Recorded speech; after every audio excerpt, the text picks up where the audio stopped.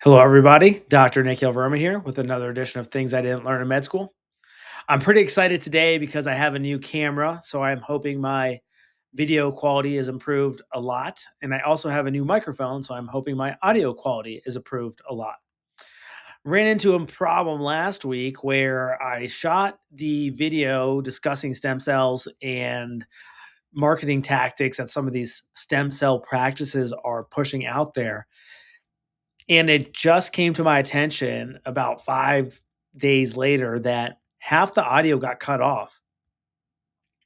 I'm not sure if that was because the microphone I was using cut off and died or something else, because last week around the time that the audio did get cut off, I had to pause the video to go let someone in the door for delivery.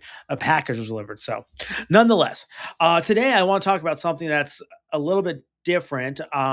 If we, whatever I did not talk specifically about last week that might have been missed, that's okay. I think I'm going to continue to talk about these stem cell tactics that some of these practices are doing, what's legal, what's not legal, what is right, what is not right in my eyes, and what may be the future. Those conversations are going to continue to happen, and it's not just going to be one video that I'm going to make on that topic. But today I want to take a different approach and talk about a different topic that's probably affecting more individuals out there than you know. It starts with this meeting I was at the other week where the panelists were a group of physicians from different disciplines. And the question that the moderator brought up asked them, what do you think has changed in the past 10 or 15 years in medicine that's causing a delay in care, a decline of care, and our patients not getting the same benefits out of the hospital that they were getting prior to, we'll say 2020, maybe even 2015. And it was interesting for me to hear because I don't work in a hospital very much anymore. But when I did, I always remember there was a lot of team camaraderie around the patient, getting the patient better, helping the patient.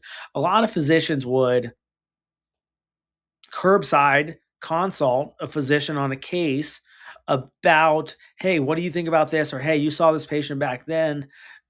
How would you approach it? And this was done in a very tactful way without necessarily blurring the lines of HIPAA, which was always a big concern, but a way that was putting the patient first. And quite frequently, they would put the consult in just so they could have a full blown conversation about it and make sure that there's alignment on what the treatment plan is.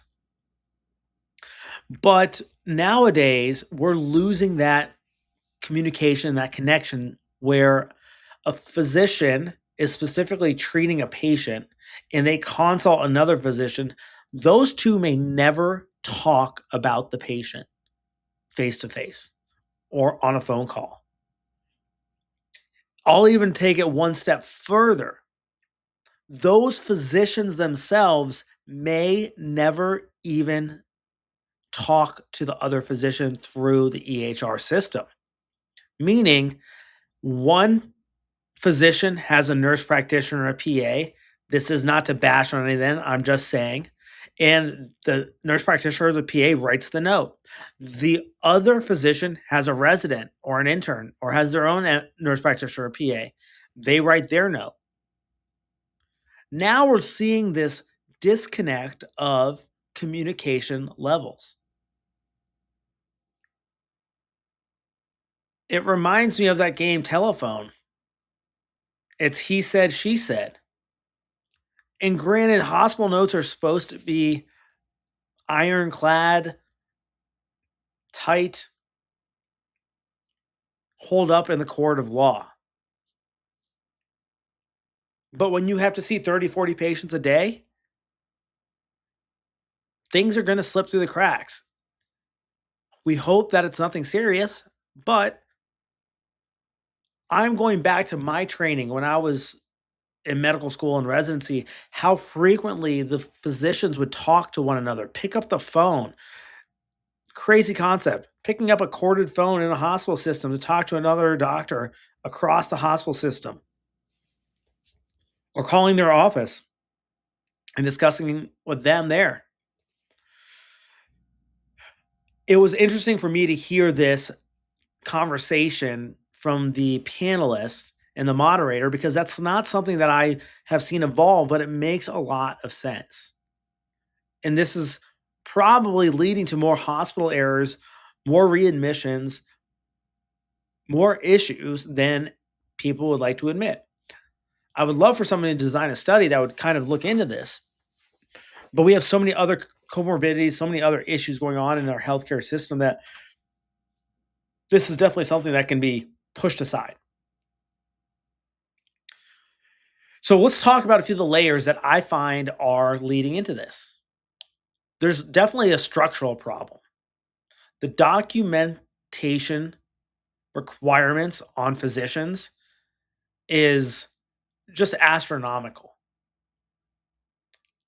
It's layer upon layer upon layer upon layer of things that are better for billing, but not necessarily better for the patient. So at the end of the day, we're actually charting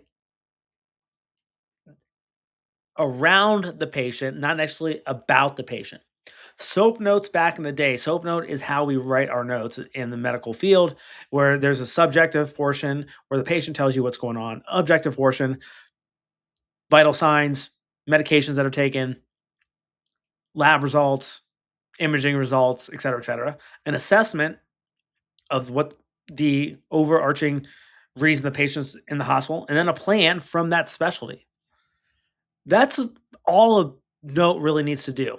But now our notes are layered in with this and that, and we pull in data, and hitting benchmarks and all the stuff for billing purposes and not for the patient. So as a physician who has to see, we'll say 30, 40 patients in a day, you're not going to sit here and read through every single line of detail. Some doctors try to make their notes as concise as possible too to make sure that the highlighted points are there. But when we do just highlighted points, we then also miss issues that could otherwise be avoided. Another problem is we have this silo effect. I recall when I was going through my training how frequently that we would go visit, walk across the hall, walk across the hospital, walk across the hall, walk across the hospital, go to different buildings within the hospital system just to talk to the other physicians. That doesn't seem to be the case anymore. You have Epic Chat. Epic is one of the most popular electronic health record systems, and you can just chat through a doctor through that. Now, I get the purpose of it. I understand that it's technically should be faster access to care. But if you're not having like face to face conversations and going above and beyond, you're siloing yourself into wherever your seat is just to type your notes, see your patients, and get out the door. Hospitalists, specialists, surgeons, physical therapists, occupational therapists, case managers, social workers, they're all working parallel to one another and not to a convergence point for the patient. And then you have to sit here and piecemeal every little part of what's going on in the field of physical medicine and rehabilitation. We have to take the section from the physical therapist, occupational therapist, speech pathologist, dietary, social worker, case management, medical team. And then if the patient does have a neurologist or an orthopedic surgeon or cardiologist, we have to take those into account. A nephrologist, we have to take all these things into account. And what it seems like to me are a bunch of parallel stories instead of one convergence story of getting this patient home as soon as possible, as safe as possible, or getting them in a disposition that is a appropriate one for them. In most part, we're just documenting what's in our own realms, meaning the physical therapist note may have nothing to do with what the worker's note needs. So you'll read that note, grab the highlighted points, probably jot a few of those down, and then move on. The irony of it all is this documentation is now giving us 40, 50, 60 pages of data, which could be summarized in a 90-second phone call. We're losing a lot of the diagnostics that could help our patients in a better way. You get conflicting treatment plans because you have so many cooks in the kitchen. And then who takes precedent at those times? Patients get confused. They say, I saw this doctor, I've seen this doctor, I've seen this specialist, I saw that specialist, I saw this nurse practitioner, I saw this physician assistant, I saw this resident. I don't know about the younger individuals, we'll say the non-elderly, but imagine experiencing that as someone that's has dementia. When you see all these new faces all the time, it's going to make things a lot more difficult.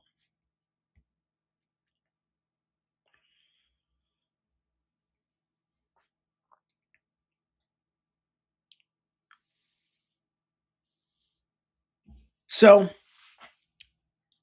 I also am trying to think of what would be the solution to this, right? How do we get this better?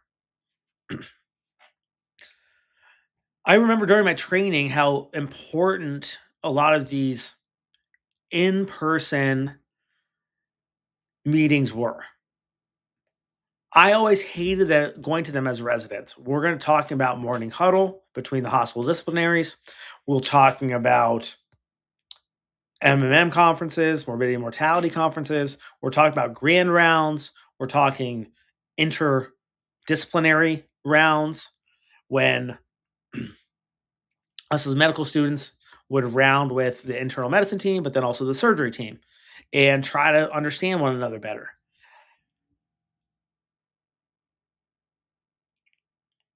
There might be a fact that as you get more removed from training that you have less desire to do these things, but I think these things are important. I think especially during the time of COVID when we were forced to do a lot of these electronically or over the phone, we've lost that quick curbside consult or that quick conversation or that quick connection you can have with another human being, meaning doctor to doctor. That's actually one really good thing about that conference, that meeting I was at the other night, is that was the whole purpose of getting doctors within each other's networks face to face so we can start collaborating on better patient care. And for what it's worth, I'm going to look it up real fast. The app is called, I can find it, Off Call. And they're using Columbus as a test market for this because it's a great idea to keep independent physicians and all physicians having conversation with one another, but also meeting with one another so we can have a better connection to help our patients more and more. I'm all for specialization in medicine. I think that's actually what the future is going to be. I think it's important because we all can't be and shouldn't be generalists, but we also need to be able to communicate with one another. And we can't have too many cooks in the kitchen trying to dominate. And that's where the generalist or internal medicine physician or the leader of the group is going to take reins and make sure that the patient's getting the best care.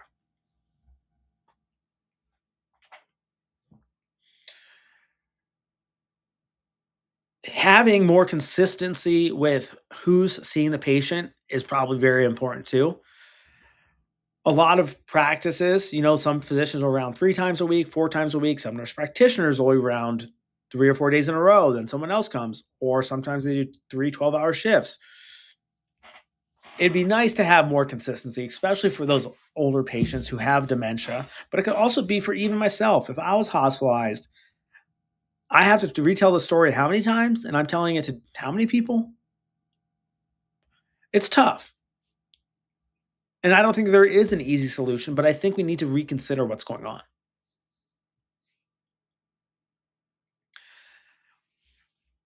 Another thing that I've noticed is a lot of times the patient is the messenger between two physicians because physician A sees the patient in the morning and has to see their other 30 patients, but discusses a plan with the patient.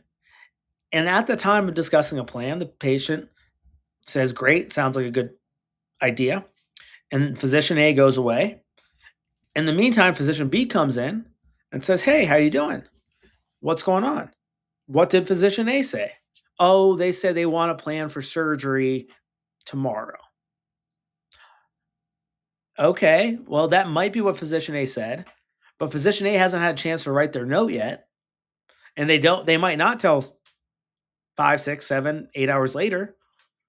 And then you go and see what the physician actually wrote is, "Oh, no, there's not actually a plan for surgery tomorrow. The plan would be for surgery tomorrow if things got acutely worse." So again, this lack of communication between physicians and as groups is concerning for me. And I think this is a big reason we're having problems in our healthcare system.